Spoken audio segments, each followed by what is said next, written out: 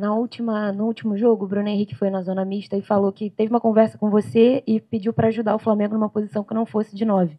Ele até hoje, no intervalo, retificou um pouco, enfim, esclareceu um pouco mais a situação.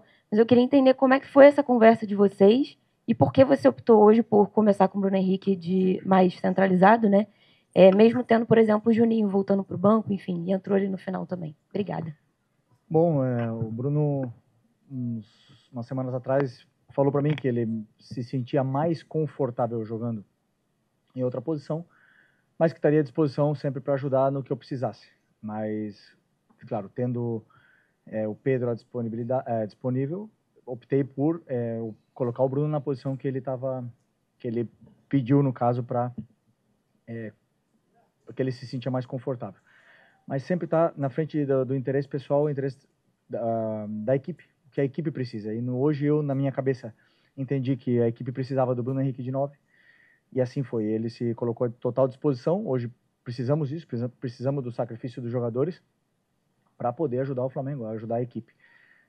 Infelizmente não conseguimos a vitória e sempre vai cair a culpa nos jogadores de sempre, vão sempre os que estão fora eram os que deveriam ter jogado, isso é sempre assim no futebol, mas eu sempre sigo, como eu falo para vocês, a minha convicção do que eu acho que é melhor para a equipe.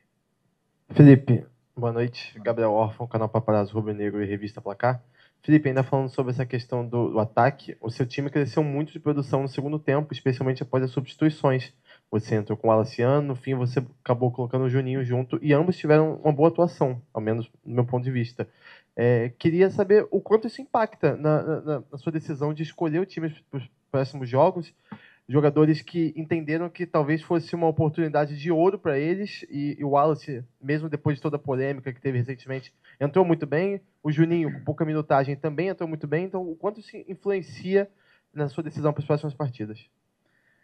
Os jogadores, eles estão sempre tentando demonstrar para o treinador no campo, durante o jogo e durante os treinamentos, que eles estão à disposição, estão num bom nível para poder ajudar a equipe, né? Eu sempre tenho muita informação, eu vejo todos os treinos, eu vejo tudo o que eu acredito que os jogadores me passam de mensagem no campo, para depois eu poder tomar as melhores decisões. Sempre que um jogador entra bem e a equipe melhora, ele se credencia sempre a poder ter mais minutos. Felipe, boa noite. Mauro Santana, do canal Mauro Santana. De que maneira trabalhar o time, já que daqui a 3 dias tem um jogo decisivo, importantíssimo, que vai ditar o destino do Flamengo na Copa Libertadores, para não deixar que essa derrota, da maneira como ela aconteceu e pela atuação da equipe, que isso não contamine o time diante do Racing em Avejaneira? Bom, você falou bem, temos que esquecer rápido, né, a derrota, corrigir os erros do que aconteceu. Realmente fizemos um primeiro tempo muito abaixo, tecnicamente cometemos erros que não costumamos cometer. Demos inúmeras chances para o adversário poder ganhar terreno no campo. Isso nos levou a cada vez estar mais inseguros com a bola e eles aproveitaram a oportunidade. Como eu falei, esquecer o mais rápido possível o que aconteceu hoje, corrigir os erros e pensar quarta-feira. Quarta-feira temos o jogo mais importante da temporada, mais importante do ano até agora, e não tenho dúvida que a ambição de todos, que todos queremos estar nessa final, estar em Lima, a nossa cabeça vai estar focada para esse jogo, e principalmente 4 dias de descanso nos dá a possibilidade de recuperar todo mundo fisicamente. Boa noite, Felipe, aqui, Sidão Marinho da Litoral News. Tirando os confrontos diretos contra os times do rebaixamento, Fortaleza só tinha vencido Bragantino e Fluminense no Campeonato Brasileiro, hoje venceu o Flamengo. Era um jogo que o Flamengo poderia assumir a liderança. Queria te perguntar o peso dessa derrota, visando o Campeonato Brasileiro, mas principalmente quarta-feira. A gente viu hoje um Fortaleza com muita força no gramado, né, batalhando por cada bola. E os argentinos normalmente entram ainda mais potencializados dessa forma. Essa atuação te preocupa a quarta-feira e também para esse restante do Campeonato Brasileiro? Bom, como eu falei, cada jogo tem uma história. O adversário te coloca dificuldades, cada adversário tem peças com características diferentes que vão te colocar sempre dificuldades. O Fortaleza foi assim, né? Não contávamos com essa atuação e com essa derrota. É verdade que viemos de uma sequência muito pesada, com jogos aí a cada 3 dias, e jogos duros, tanto a nível físico como a nível mental, mas absorver o mais rápido possível. Eu gosto sempre de tirar a limpo, né, o que a gente fez mesmo na vitória, as coisas ruins, e também na derrota não foram só coisas ruins, também houveram coisas boas. Então, dizer para os jogadores o que realmente aconteceu no campo e a partir daí preparar para o jogo de quarta-feira. Felipe aqui. O Flamengo vem de uma boa atuação contra o Botafogo, depois o Palmeiras e depois o Racing. E está aí para disputar o segundo jogo da semifinal da Libertadores. Você acha que essa partida que acontece no intervalo entre os dois jogos, o Flamengo vai ter que correr lá em Avejaneda também, acaba que inconscientemente o jogador ele acaba entrando, se preservando um pouco mais no jogo, tirando um pouco mais o pé, até com medo de sofrer uma lesão, de se machucar e ficar fora de uma semifinal e quem sabe até de uma final de Libertadores, caso o Flamengo passe? Eu queria que você falasse um pouco sobre isso. Bom, pelo menos eu quando jogava, nunca, jamais. Eu entrava no campo e dava a minha vida independente do adversário que tinha pela frente. E eu acredito que eles também. Como eu falei, o jogo hoje, nível técnico, domínios, passes, até mesmo atacar ao espaço, coisas que a gente fez muito menos e pior do que a gente vinha fazendo nos últimos jogos. Isso deixou o Fortaleza mais confortável no campo, cometemos cada vez mais erros e demoramos para entrar no jogo. Quando entramos no jogo já estava 1-0 para o Fortaleza, não entendemos rapidamente onde eles estavam deixando os espaços e somente no segundo tempo onde a gente fomos criar chances mais claras de gol. Mas não acredito que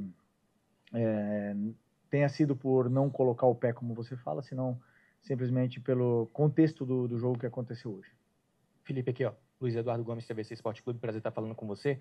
Você comentou, depois do jogo contra o Racing, depois do primeiro jogo, que esse contra o Fortaleza era o mais importante do ano. Você repete a mesma coisa, né? Falando agora sobre o próximo jogo pela competição continental.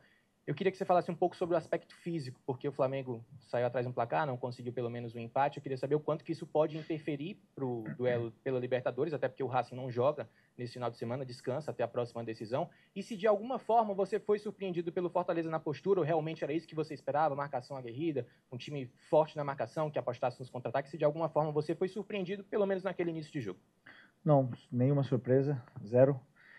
Um treinador com as ideias muito claras, estava muito evidente o que ia acontecer no jogo e sabíamos que íamos ter dificuldade para poder entrar nesse bloco do Fortaleza e que eles iam apostar sempre na transição, que já foi assim contra o Cruzeiro, né, com o Breno Lopes e hoje Barreiro, né, Barreiro o atacante. Então sabíamos bem dessa dupla de ataque e dos contra-ataques que eles iam nos proporcionar. Por outro lado, a parte física, viemos de 3 jogos em 6 dias, afeta um pouco, mas agora para quarta-feira temos 4 dias, e isso aí nos permite recuperar os jogadores fisicamente. Felipe, boa noite. Rafael Felipe, Rádio Pitaguari. Aqui. Okay. Queria fazer uma pergunta projetando o jogo de quarta-feira, né, tendo em vista que o Bruno Henrique não rendeu muito bem hoje. Se você projeta tirar um homem de referência, jogar com algum falso 9, ou projeta um ataque, já que deve haver espaços no jogo, deve ser um jogo de que o Racing vai fazer muita pressão no Flamengo e pode acontecer espaços em transição, jogar em velocidade. Muito obrigado. Bom, ainda temos que preparar o jogo, temos que estudar bem o que aconteceu no último jogo, que a gente acha que pode acontecer no próximo jogo. O Racing é um time que joga praticamente da mesma forma sempre, isso nos dá certas pistas, mas o time só defino mais perto do jogo, assim, quando a gente tiver o plano de jogo montado. Felipe, Leandro Pacatuba em Foco. Felipe, visando um pouco também essa questão do desgaste, né?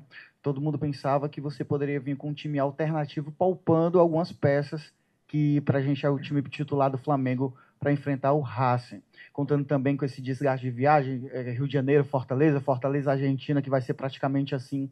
O que te motivou a trazer algumas peças titulares hoje da equipe do Flamengo para esse jogo do Fortaleza, que na teoria, não foi bem assim, mas na teoria seria um jogo mais fácil? Bom, primeiro que o time que entrou no campo hoje é o time que eu acreditava que era o melhor para ganhar do Fortaleza. E tenho que pensar, na minha opinião, simplesmente em ganhar do Fortaleza, era o que eu tinha na minha mente. E eram jogadores que estavam bem recuperados, estavam frescos, estavam em um bom momento para poder para poder vencer, tendo em conta tudo que aconteceu nos últimos 3 jogos antes desse jogo do Fortaleza. Infelizmente não vencemos e sempre vai entrar na questão poupar, não poupar, se poupa tá errado, se não poupa tá errado. Então, como eu falo sempre, sigo as minhas convicções e vocês, claro, estão aí para criticar ou para elogiar. Felipe, aqui, por favor.